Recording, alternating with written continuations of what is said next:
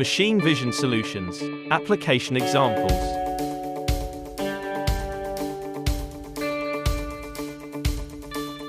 In this connector assembly verification system, two COGNEX cameras mounted on a sliding guide are used to simultaneously capture images of the inferior and superior planes of the two connectors, left and right, respectively.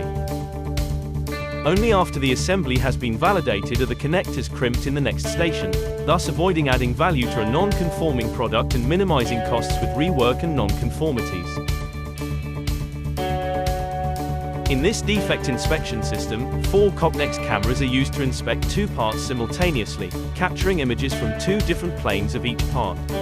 Non-conforming parts are segregated, advancing only to the next stage of production the parts that comply with the quality standards.